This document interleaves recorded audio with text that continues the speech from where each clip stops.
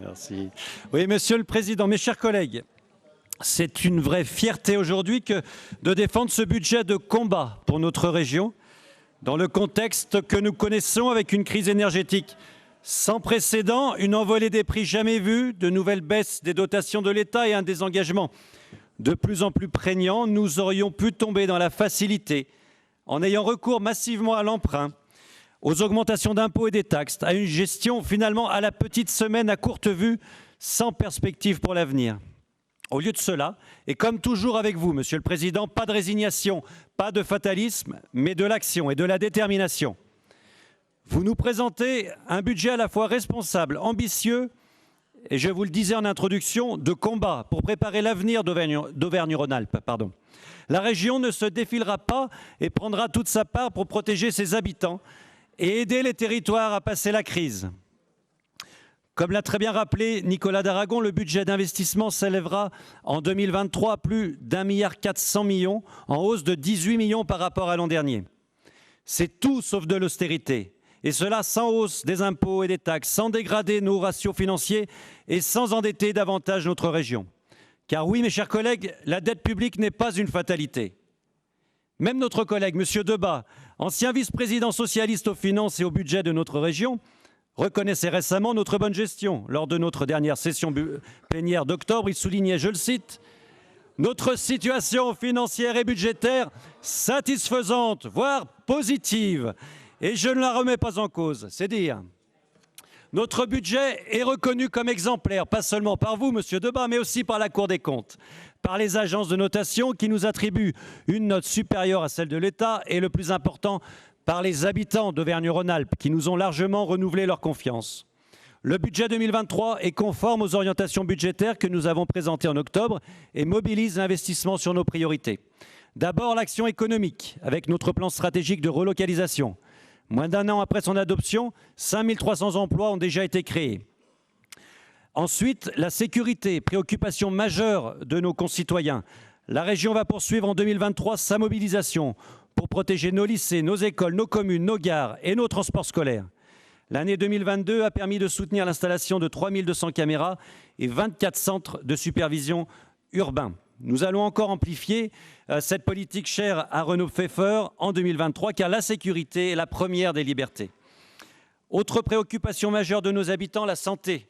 En 2023, la région va renforcer ses investissements pour mieux équiper nos hôpitaux de proximité, en particulier en zone rurale, favoriser l'implantation de nouvelles maisons de santé et attirer des médecins dans des zones géographiques en tension qui manquent cruellement de soignants. Nous accélérerons aussi et développerons la formation de nouvelles infirmières et aides-soignantes dont la crise sanitaire nous a modestement rappelé ô combien ces professions étaient essentielles pour nous soigner. Notre budget aménagement du territoire sera aussi en forte augmentation, plus 139 millions d'euros pour contribuer au rééquilibrage territorial, indispensable en temps de crise.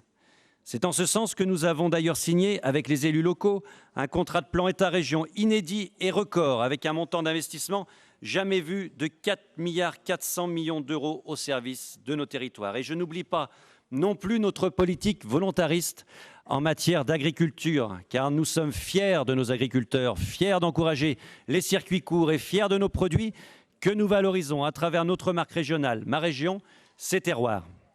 Notre ambition, c'est aussi de favoriser la transition énergétique, d'améliorer la qualité de l'air et la gestion des déchets à travers un budget vert présenté pour la première fois et qui vise à mettre en lumière les dépenses de fonctionnement et d'investissement ayant un effet climatique favorable.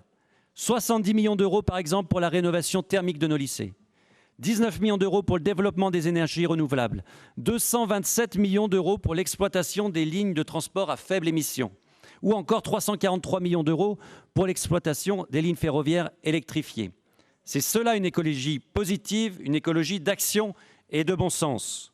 Nous investissons également pour le tourisme et confirmons notre soutien au monde culturel, sportif, à la jeunesse et au handicap, sans oublier les investissements nécessaires pour nos lycées, en hausse de 138 millions d'euros en 2023 pour accélérer l'amélioration de la performance énergétique de nos établissements. Bien sûr, nous poursuivons aussi nos investissements massifs dans les transports avec un budget en hausse de 190 millions d'euros pour notamment moderniser le matériel roulant. Alors évidemment, et comme chaque année, nous avons déjà entendu et nous allons entendre encore le refrain habituel de nos collègues de l'opposition. Comme d'habitude, pas assez de dépenses de fonctionnement. Comme d'habitude, notre budget est un budget d'austérité qui maltraite les agents et casse les services publics. Comme d'habitude, on en fait trop sur la sécurité. Comme d'habitude, vous feriez différemment. Vous feriez surtout bien mieux. Mais d'ailleurs, les élus écologistes s'étonnait encore dernièrement lors du débat d'orientation budgétaire que la région n'emprunte pas davantage, comme si c'était une recette miracle.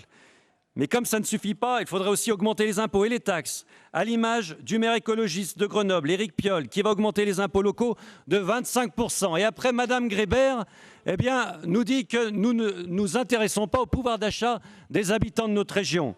Non, définitivement, aucune leçon ne peut être donnée par les élus écologistes en matière de gestion des deniers publics, ni d'ailleurs par leurs collègues socialistes, car je ne voudrais mettre personne mal à l'aise. Oui, rassurez-vous, il y en a quand même pour tout le monde. Madame Vallaud-Belkacem et Monsieur Debat, vous qui étiez dans l'exécutif de Monsieur Kéran, je vous rappelle quand même que la région a été condamnée récemment pour votre mauvaise gestion des rails à verser plus de 10 millions d'euros. Avec cette somme colossale, je le répète, 10 millions d'euros, nous aurions pu aider à la construction de 40 maisons de santé, nous aurions pu acheter 11 TER, nous aurions pu financer 50 000 aides au permis de conduire, nous aurions encore pu rénover 665 logements d'urgence pour les femmes victimes de violences. Autant d'investissements utiles pour nos concitoyens qui ne pourront être financés du fait des errements passés.